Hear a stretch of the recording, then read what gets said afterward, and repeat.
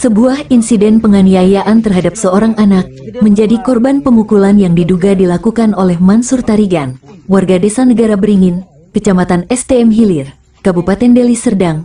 Kejadian ini berawal dari tuduhan pencurian yang dialamatkan kepada anak di bawah umur Jerry. Berdasarkan informasi yang dihimpun, insiden ini terjadi pada tanggal 29 Juni tahun 2025 di Dusun 2, di Desa Negara Beringin. Mansur Tarigan diduga kehilangan sejumlah uang tanpa proses hukum yang semestinya. Ia kemudian menuduh Jerry yang masih di bawah umur sebagai pelaku pencurian tersebut. Bukannya melaporkan kepada pihak berwajib, Mansur diduga langsung mengambil tindakan main hakim sendiri. Dan diduga Jerry mengalami pemukulan di bagian perut dan muka oleh tersangka. Aksi pemukulan ini langsung disaksikan oleh M. Alfi Saribuang Manalu, yang merupakan teman Jerry. Nggak taunya si Mansur ini datang aja gitu Pak, naik kereta kan, jalan dia gini naik kereta. Nggak taunya tiba-tiba langsung memukul ke arah si Jeril ini. Itu kejadian pemukulannya Pak. Dia mukul 2 kali tuh Pak, di badan satu, bagian perut sama di bagian muka sekali. Itu aja deh Pak. Setelah mukul langsung dia ngomong, potong leher aku kalau dia nggak ikut maling katanya. Kalau dia nggak ada di situ juga. Tidak ada, emang dia tidak ada ikut Pak. Kalau si Kasdito terakhir ditanya sama mamanya si Jeril ini, emang dia mengakui dia maling Pak. Mengakui dia maling rumah itu sendiri. Dan tanya sekali lagi ditanya sama si Kasdito, bahwasannya si Jeril ada ikut, itu tidak ada. Berkali-kali itu ditanya Pak, tidak ada. Pihak kepolisian menekankan bahwa meskipun ada tuduhan pencurian, tindakan main hakim sendiri seperti penganiayaan, apalagi terhadap anak di bawah umur, adalah tindakan yang tidak dapat dibenarkan dan proses hukum untuk tuduhan pencurian dan penganiayaan berjalan terpisah. Pelaku pencurian yang dilakukan oleh Kasdito telah menjalani hukuman tahanan di lembaga pemasyarakatan karena telah terbukti secara hukum. Sementara untuk tindakan penganiayaan yang dialami korban Jerry ini adalah pelanggaran pidana yang serius, terlebih korbannya adalah anak di bawah umur. Jondri Tunas Marisi Silaban ketika dikonfirmasi oleh beberapa awak media 9 November tahun 2025 mengatakan, terkait pemberitaan yang menyudutkan dirinya, biarlah proses hukum di pengadilan yang akan menyelesaikannya. Ini supaya tidak berkepanjangan, terus ini diselesaikan di pengadilan aja. Terima kasih. Sementara itu, Iksan Lubis yang merupakan pendamping kuasa hukum DPP FMI mengatakan kasus ini kembali menyoroti pentingnya penyelesaian masalah melalui jalur hukum yang benar dan larangan keras terhadap tindakan main hakim sendiri, terutama yang melibatkan anak di bawah umur. Si Jeril pernah melakukan kesalahan, tapi sudah ada perdamaian di Polsek Talunkenas pada tahun 2024 tuh. Kalau salah itu yang dikatakan oleh pihak kepolisian Polsek Talunkenas. Makanya saya heran.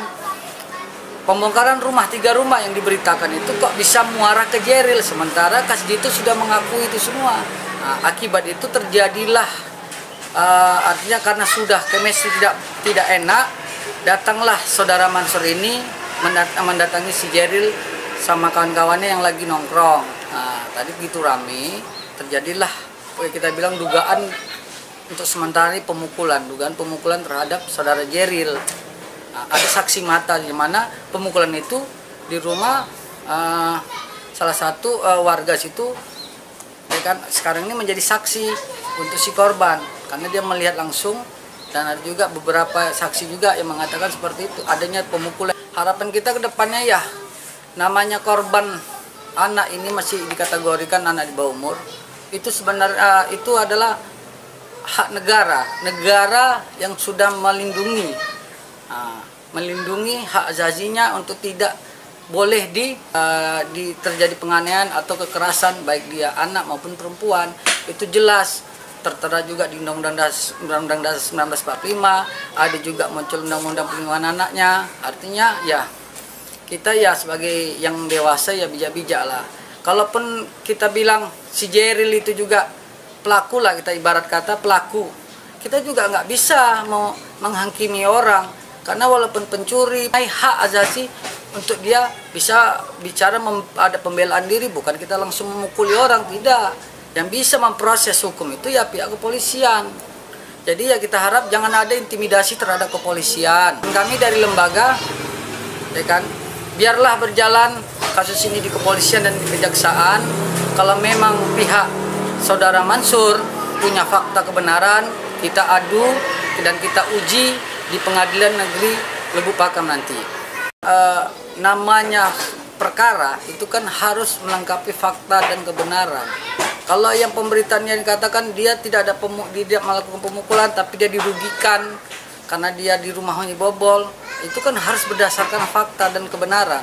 Nah, dan itu juga yang telah juga dilakukan penyidik di Unit 4 PPA Polres Sali Serdang. Dia juga memberikan kesaksian seperti itu juga. Tapi juga dari korban kan juga memberikan kesaksian, ya kan, ada saksi mata yang melihat langsung bahwasanya adanya pemukulan terhadap Jeril.